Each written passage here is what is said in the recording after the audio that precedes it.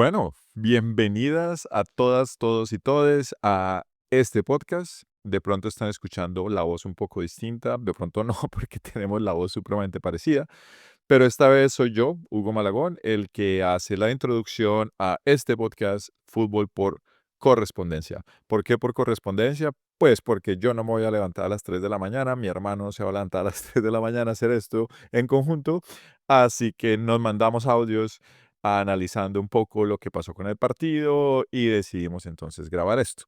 Obviamente ustedes dirán, se puede hacer durante el día, pero mi hermano cuando no está siendo profesor de estudios latinoamericanos, literatura, o está pues persiguiendo a mi sobrinita por la casa como un torbellino, lo cual pues claramente ya sabe lo que seguramente sintió nuestra mamá o yo cuando él era pequeño.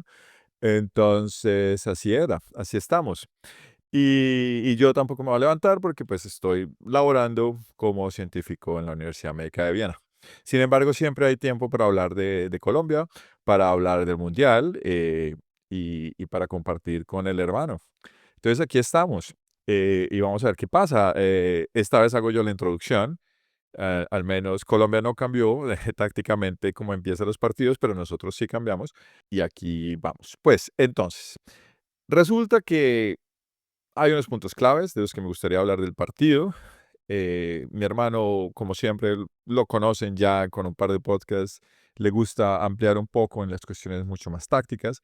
Yo creo que hubo unos puntos claves en general. Creo que tenía una mala apreciación. Yo sentía que Congo iba a salir arremetiendo, buscando el gol y que iba a costarle mucho a Colombia defensivamente, al menos esa fue mi impresión, lo que yo dije en el podcast anterior, pero la realidad es que Congo salió con un 5-3-2, el sistema más defensivo que ha enfrentado Colombia tal vez en los últimos 6 partidos contando amistosos, y renunció completamente al balón, 36% de posición, bloqueó el centro, apostó por transición con Bakambu, con Wissa. Bakambu, bueno, buenísimo, pero menos mal ganó Colombia.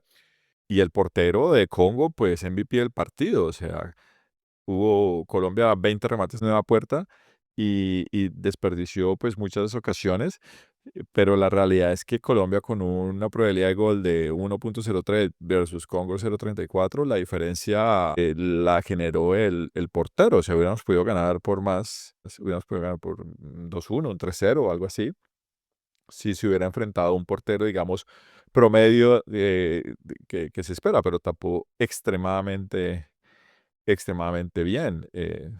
Lionel Mpasi Nsau, 76 minutos, o sea, lo sostuvo, 8 paradas, 5 dentro del área, y en realidad, o sea, 1.39, 1.30 probabilidad de gol, y solo conceder uno, excelente. Eso pasó, creo que Muñoz de nuevo nos salvó, excelente, o sea, me parece importante y creo que Camilo hablará más de eso, de cómo el lateral derecho Colombia mete el gol y eso habla bien, pero yo creo que ya alguno de ustedes sabe, también habla mal de la selección Colombia porque ¿dónde están los goles del 9, no? ¿Dónde está Luis Suárez? Yo personalmente ya lo quiero empezar a ver metiendo goles, al Cucho no lo vamos a meter de primero, pero bueno. La realidad es que se desperdiciaron grandes ocasiones y el equipo falló un poco, ¿no? Creo que bueno, Camilo va a hablar un poquito más sobre eso, pero creo que Luis Suárez en cuestiones de rating tuvo su peor partido. Ningún disparo a puerta y solo 3 toques en el área en 58 minutos. Sí, 6 pases de 8 completados, pero bueno, vamos a ver. O sea, yo confío en él. Él es un tipo que trabaja muy bien. Creo que James Rodríguez jugó muy bien. O sea, creo que no pareció, pero creo que lo vi mejor que contra Uzbekistán y con una libertad más hacia el centro, logró 5 chances más, una gran chance, un big chance que llaman, 11 pases en el tercio final, 2 cruces precisos. En nuestro score, el score de creatividad que tenemos fue muy alto, de hecho el que le daríamos más alto. Yo sé que, o sea, trató mucho, un disparo buenísimo, creo que estuvo bien y superó nuestro score de creatividad, lo superó con respecto a los otros partidos. Entonces, súper bien. Creo que ese doble cambio, James Suárez, Quintero Córdoba, desatascó el partido. Bien por Lorenzo. Y bueno, de Quintero y James hay que hablar mucho. De hecho, les vamos a poner en nuestro Instagram un análisis de por qué Quintero no empieza antes. Y la realidad es que Quintero, en nuestras estadísticas, las de fútbol por correspondencia, es el jugador más creativo de la selección colombiana. El más creativo de todos. O sea, es el tipo que le trae esa creatividad a Colombia. Entonces, ¿por qué juega James en vez de Quintero? La verdad no sabemos. Supongo que es del agrado de Lorenzo, porque en general, en todas nuestras categorías, en todas las estadísticas que hacemos, Quintero lo hace mejor que James, con menos minutos.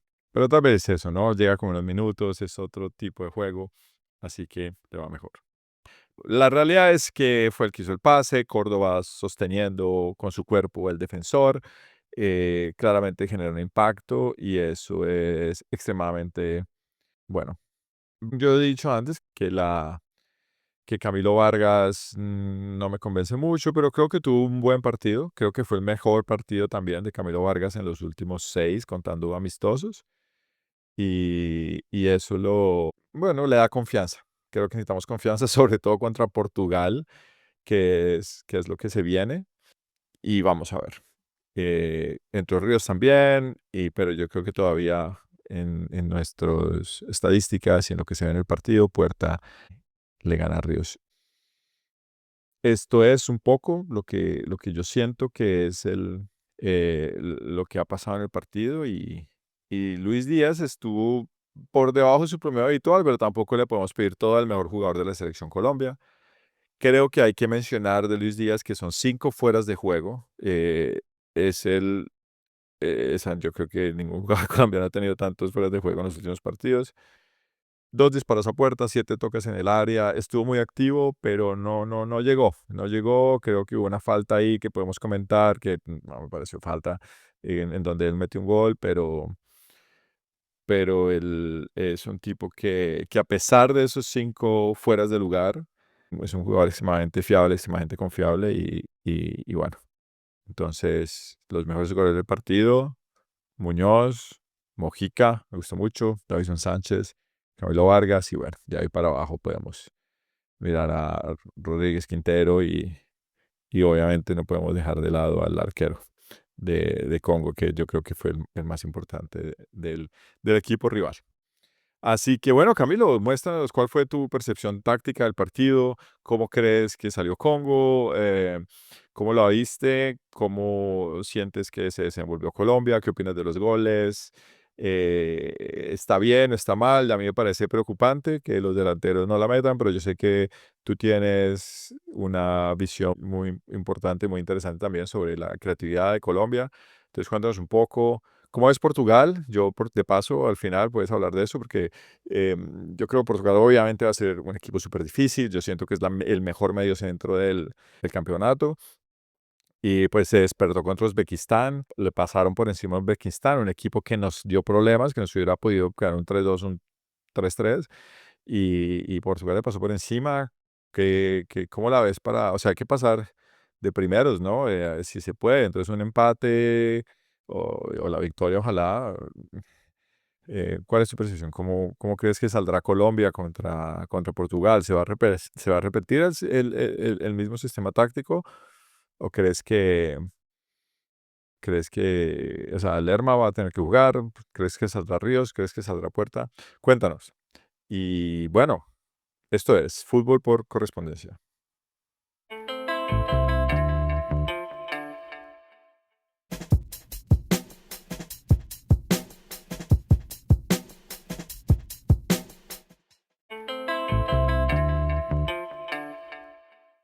Aquí en Fútbol por Correspondencia, analizando la victoria de Colombia versus el seleccionado de Congo en la segunda fecha del Grupo K en el Mundial de Fútbol del 2026 que se celebra en Canadá, Estados Unidos y México. Gracias, Hugo, por su apartado y por traernos algo de la data del partido, el king de la data y, por supuesto, por empezar a hacernos un poco de análisis del partido en sí.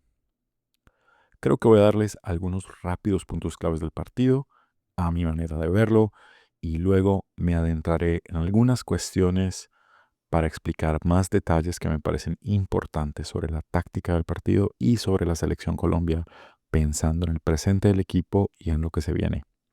Entonces, empecemos con unos puntos clave. Para este partido contra Congo no cambió el equipo titular, lo cual yo adelanté en el podcast anterior y también auguré 2 de los 3 cambios que se dieron en el transcurso del partido, James por Quintero y también Suárez por Córdoba. El tercer cambio fue, por supuesto, Ríos por Arias. Repasemos la titular brevemente. Vargas en el arco, línea de 4, atrás de derecha a izquierda, formando con Muñoz, Davinson, Lucumi y Mojica. Luego en el mediocampo, línea de 3 con Lerma como pivot, Puerta por derecha y Arias, John Arias por izquierda. Adelante, James por derecha, Luis Díaz por izquierda y en punta, Luis Javier Suárez. En el minuto 60 más o menos, Lorenzo cambia a James por Quintero, que entra a ser de 10, pero es posición por posición y termina jugando entonces por el costado derecho también, como James lo había hecho, y así juega en River Plate su presente equipo, aunque se habla mucho de que Quintero recaerá en el fútbol brasileño después del Mundial, pero ahí en River, en las últimas semanas, ha jugado por derecha, poniéndole pausa al partido y lanzando centros hacia el área, por arriba y por abajo. También en ese momento, el minuto 60 más o menos, cambia a Córdoba por Suárez. Para los que pensaban que Córdoba iba a jugar por Suárez todo el partido, creo que no era el partido para hacer esto. No porque no fuera un partido donde Córdoba pudiera marcar la diferencia, sino porque Córdoba no ha venido jugando, estaba lesionado y no es prudente poner a un jugador desde el vamos cuando viene recuperándose de una lesión. El cambio que sí me sorprendió al minuto 77 fue el cambio de Ríos por Arias. Y fue un cambio muy interesante que se presenta como una gran opción para partidos futuros. Ya hablaré más en detalle sobre ese cambio y cómo lo vi. Y también tengo algunas ideas sobre la alineación para Portugal. Por supuesto, para los que siguieron a Colombia en el Mundial del 2018, pasa de nuevo un caso similar. En la fase de grupos, el goleador de la selección es un defensa. Y de hecho, en ese mundial termina siendo Yerry Mina el goleador de la selección durante todo el mundial. En ese caso, en el 2018, Mina mete gol en el segundo partido contra Polonia y en el tercero contra Senegal. También mete gol contra Inglaterra en octavos de final. Ahora en el 2026, 2 partidos, 2 goles de otro defensa, en este caso un lateral derecho, Daniel Muñoz. Muñoz como goleador no es tan extraño como Yerry Mina. Tengo entendido que muchas veces en su club, el Crystal Palace, fue usado más como extremo que como lateral derecho y es un jugador que ya ha marcado goles importantes en la selección y que tiene mucha salida. Su recambio, el suplente que juega en esa posición, Santiago Arias, también tiene buena salida, aunque tiene un perfil defensivo más marcado. Las salidas de Santi Arias, sin embargo, siempre son hasta la raya final y buscando el centro o la asociación, mientras que Muñoz busca muchas veces cortar hacia adentro e ir a gol. Y esta última táctica le ha funcionado muy bien a la selección. Y ya mencionaré en unos minutos un par de cosas más sobre esto. Las estadísticas ofensivas de Colombia son increíbles, como ya lo marca Hugo. 20 remates, 9 tiros al arco, fueron 10 los diferentes jugadores que remataron. También más sobre eso más adelante. Quiero darle una mención al juego de James. Estuvo súper enchufado gran parte del partido y lo menciono porque ha sido uno de los jugadores más cuestionados de la selección y realmente él se lució jugando. No consiguió hacer gol o hacer asistencia, pero estuvo muy involucrado en muchas jugadas del partido. También vale la pena mencionar a otros jugadores importantes, Puerta, el cual sigue consolidando su rol en el mediocampo, y Luis Díaz, que intentó muchísimo. Este último terminó un poco frustrado al final del partido porque metió 2 goles que fueron anulados por fuera de lugar y falta, pero vemos que su compromiso con la selección es al máximo. Es claro que él se ve como un protagonista y quiere brillar. empezamos a notar, y no solamente en este partido, que las pausas de hidratación, quiero decir, no solo en partidos de la Selección Colombia, también con otros equipos en el Mundial, que las pausas de hidratación quiebran el partido en 4 cuartos realmente. Como sabemos, la FIFA ha decidido crear unas pausas de hidratación en la mitad de cada tiempo y ha sido una movida muy criticada por comentaristas y por fanáticos del fútbol que piensan que solo es una movida comercial y probablemente lo es. Se usa en muchos casos esta pausa de hidratación. Se solía usar solamente en partidos cuya temperatura era más alta de los, no sé, 26, 28, tal vez 30 grados centígrados, pero ahora se ha puesto como regla en todos los partidos sin importar la temperatura ambiente. Aunque ha habido críticas, algunos técnicos y algunos comentaristas también dicen que son momentos, son 3 minutos de pausa de hidratación en los cuales el técnico puede acercarse a sus jugadores y darles algún comentario, algún cambio de táctica, algún ajuste que pueda ser productivo. En realidad, creo que vimos 4 grandes momentos del partido y si bien la mayor parte del juego fue dominada por Colombia, con una gran mayoría de porcentaje de posesión, creo que estos 4 cuartos son una forma de entender el desarrollo del partido. Si pensamos el partido en 4 cuartos versus 2 mitades o versus cualquier otra manera de mirar temporalmente el partido. Algo importante en relación con el siguiente partido es el cansancio de los jugadores. He escuchado mucho en los comentarios de los últimos días de los especialistas que James estaba cansadísimo, que no llegó, que el cuerpo no le alcanzó, etcétera, etcétera. Pero la verdad es que yo noté cansados a muchos jugadores al final del primer tiempo.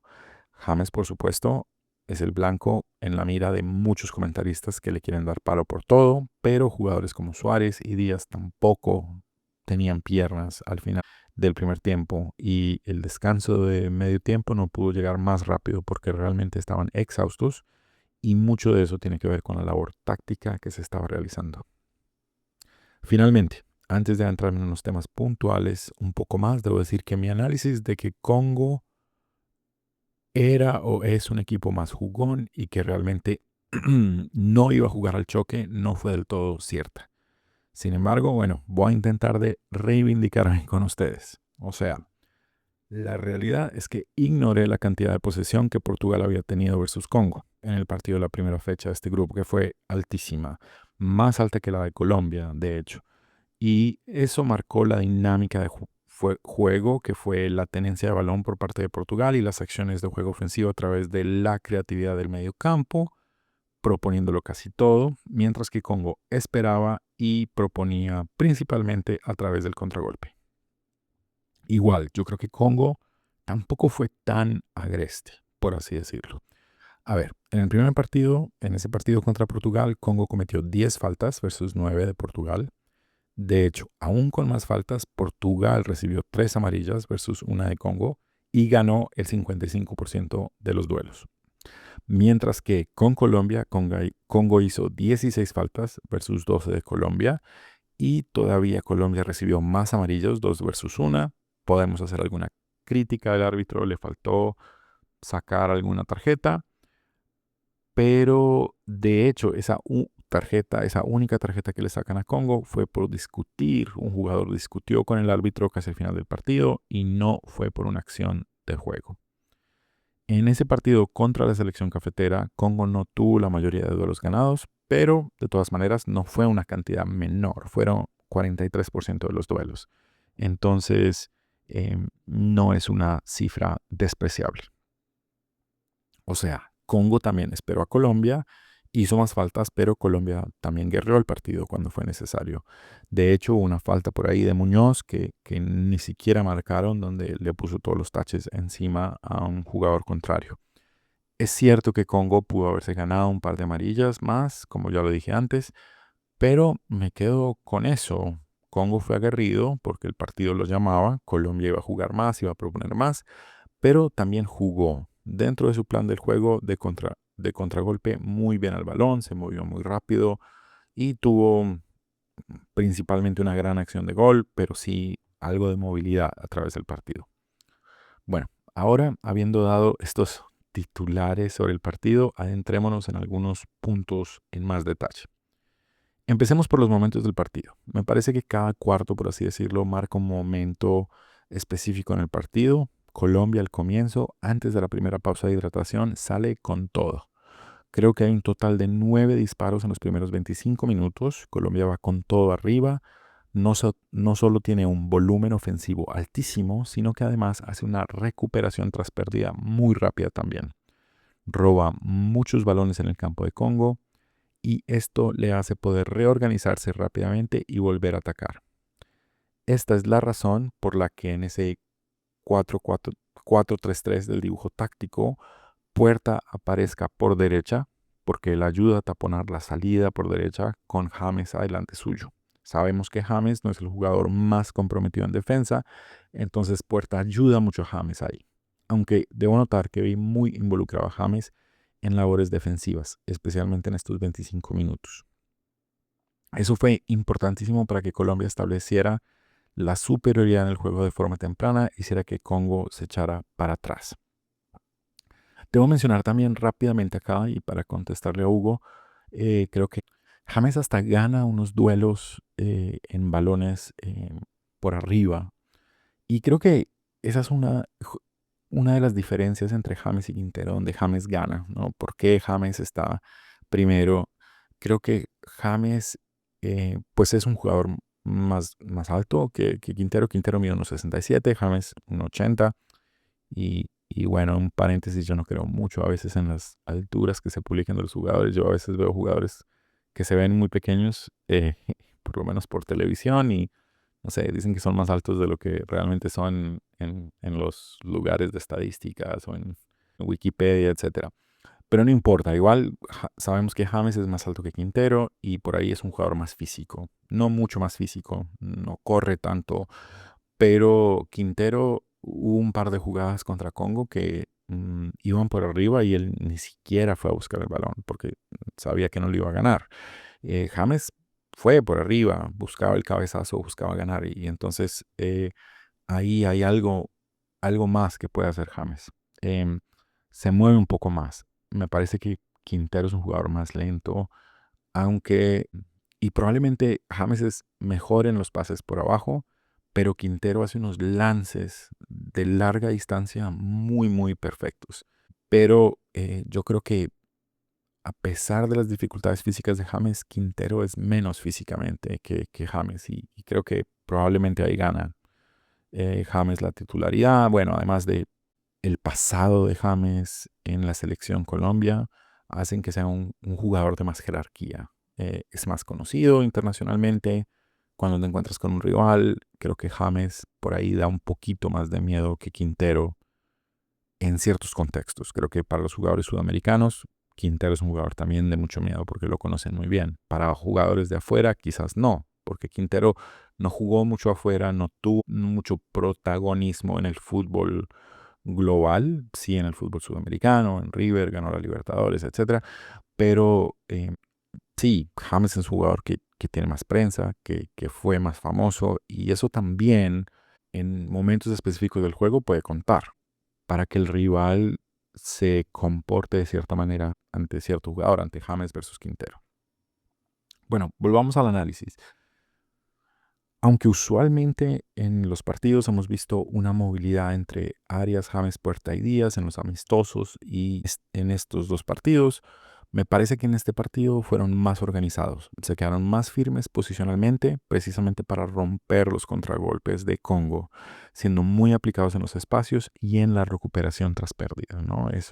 Quiere decir, la recuperación tras pérdidas, cuando pierdes el balón, para los que no sepan, cuando pierdes el balón rápidamente en el campo contrario, en el campo de tu rival, tú quieres recuperar el balón rápidamente antes de que haya grandes desplazamientos de el equipo contrario. Esa recuperación tras pérdida, entre más rápido se haga, más potencia la productividad ofensiva, si puedes recuperar más rápido.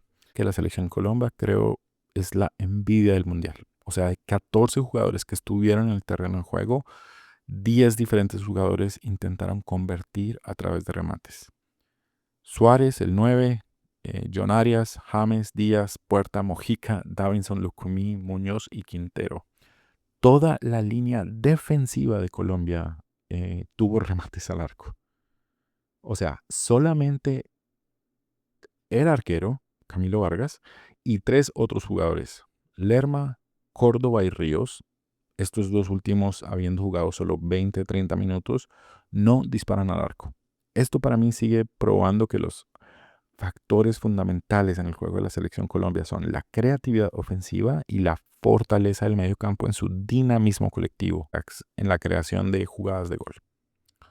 Dos cosas negativas, como ya dije anteriormente, vi mucho cansancio en los jugadores y esto me inquietó. Me preocupo por cómo vayan a llegar para Portugal hoy. Supuestamente se escogía Guadalajara como sede de Colombia en el Mundial precisamente para pensar en la altura del nivel del mar, de la fase de grupos, porque se jugaba primero en Ciudad de México, que está a 2.200 metros más o menos de altura, y Guadalajara está no tan alto como México, no recuerdo en este momento, tal vez 1.100, 1.500, 1.600 metros. Entonces se jugaba un partido un poco más alto y otro todavía en algo de altura. Entonces también se preparó Guadalajara porque el segundo partido contra Congo era en la ciudad de Guadalajara, entonces no habría que hacer un desplazamiento. Y todo esto fue para poder estar más tranquilos, para poder desplazarse menos y llegar mejor a Portugal. Pero no sé si fue que la altura de la Ciudad de México les costó más de lo que habían pensado, pero hubo quizás más desgaste de lo que habían pensado y no sé si hay otras situaciones que no tienen que ver con el entrenamiento y los juegos, cosas extra selección, pero fue muy extraño ver a muchos jugadores sin aire para el final del primer tiempo. Para Portugal había menos días de descanso y hubo que viajar a Miami, que aunque no es particularmente lejos de México, de todas maneras es otro contexto. Se habla de un clima muy caliente y muy húmedo en Miami. Esto no es algo ajeno a la selección, que acostumbra jugar en Barranquilla, La Arenosa, Curramba la Bella, la Puerta de Oro de Colombia, que, como sabemos, es la sede principal de la selección. Y, por supuesto, tiene condiciones climáticas similares a las del sur de Florida.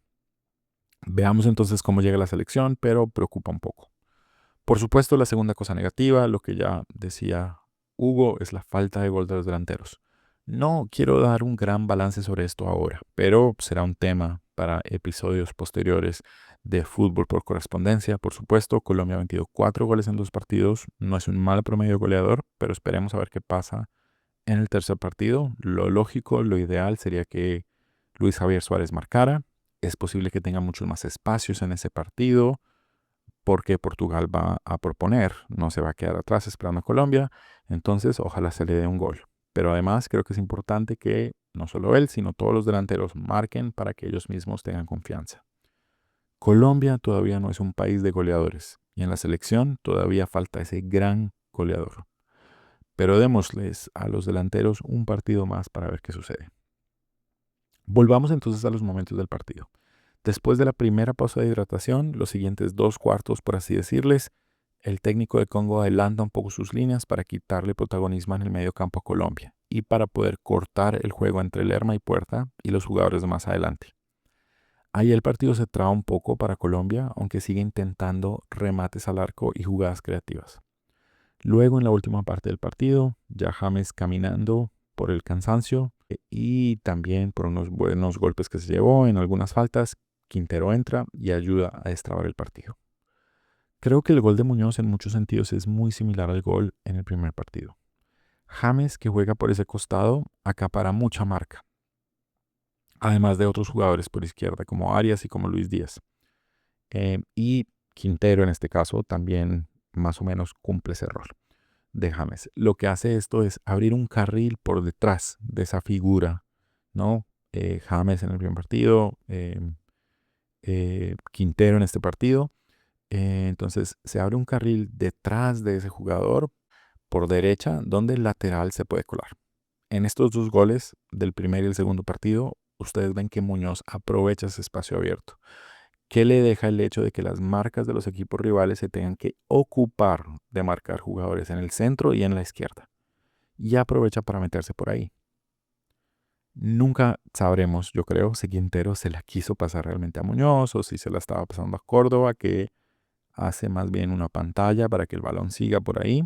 Pero es que mete un pase filtrado muy rápido, muy bueno. Córdoba hace una pantalla con el central, no lo deja moverse, el balón corre, le pasa por su costado izquierdo, o sea, Córdoba está de espaldas al arco y su izquierda en ese momento es la derecha del ataque por donde viene Muñoz. Y Muñoz viene en carrera, listo para atacar ese espacio. Córdoba se tira al suelo. Tal vez le hizo falta ese central o está simulando un poquito. En todo caso, por la presión del central, Córdoba se tira al suelo y Muñoz agarra el balón, dispara y hay un desvío defensivo de Congo y el balón entra al gol. Dos cosas aquí muy importantes. Por mucho tiempo, desde la era Peckerman, Colombia atacaba mucho por derecha. Pero ¿cómo era ese ataque en ese entonces con Santiago Arias como lateral? Antes de que Muñoz fuera parte de la selección, era de triangulación entre James, Cuadrado y Santi Arias. Y ahí se generaban desbordes de Arias, usualmente que generaban, como ya dije antes, un centro o un pase atrás a James o Cuadrado para que alguno de ellos centrara o disparara al arco. Una de las virtudes de la era Lorenzo es que ha pluralizado el modelo de ataque de Colombia. Ahora, como se puede ver en el partido, en los partidos hasta ahora en los dos partidos de la Copa, se ataca por izquierda, se ataca por derecha, se ataca por el centro, por todos lados. Pero además de eso, la inclusión de Muñoz en el plantel hace que no solo se busque el centro por derecha, que era lo que hacía Santi Arias, sino que Muñoz siempre está buscando la perfilación al arco para encarar y hacer remates sorpresivos él mismo, que es lo que hemos visto en estos dos partidos. A pesar de las dificultades de los delanteros centros de la selección, hay que resaltar que esta creatividad de juego ha sido muy productiva en la consecución de acciones de peligro. Sin embargo, en lo que Colombia tiene que trabajar, y lo dijo Lorenzo en rueda de prensa, además de todos los comentaristas, es la efectividad. Que en 20 remates, menos de la mitad, solo 9, sean al arco y que solo se genere un gol es muy poquito. Hay que hacer mejores finalizaciones y creo que sí se logra mejorar en esas finalizaciones. El mero volumen de ataque de Colombia será suficiente para poner en peligro a cualquier equipo del mundo. Ya me acerco al final de este análisis y creo que es importante hablar del último cambio del partido, Ríos por Arias. Este cambio fue tan importante en este partido como el cambio Campas-James en el partido anterior. Saliendo Arias, realmente se crea una línea de 3 volantes que tienen una alta función de marca en el partido. Puerta, Lerma, Ríos. Mojica ya había recibido amarilla, entonces Ríos llega para poner un poco de firmeza por izquierda y cortar las salidas en velocidad por ese lado y viene a poner un poco de rudeza en el partido para acaparar, para igualar esa rudeza que de momentos mostró Congo. Por supuesto, Ríos tiene mucha calidad en los pies, entonces no se perdió mucho en términos de juego tampoco. Pero ese cambio puede anunciarse como una variante importante que podría ser usada contra Portugal. Si en algún momento Colombia se ve ahogada por el mediocampo de Portugal, un cambio de este tipo le vendría bien para coartar la potencia ofensiva del rival. Y no solo contra Portugal, sino contra otras selecciones también. Fue un gran partido de la selección Colombia, donde la creatividad ofensiva una vez más marcó la pauta del partido y donde vimos un rival que esperó y esperó a Colombia y Colombia entró fuerte y pegando duro y aunque el gol llegó solo al segundo tiempo, en realidad el dominio del colectivo colombiano fue amplio en gran parte del partido. Sin embargo, contra Portugal no va a pasar eso. Portugal no va a cederle el balón a Colombia y este partido va a ser especial. Este partido es el partido estelar de la fase de grupos de este mundial.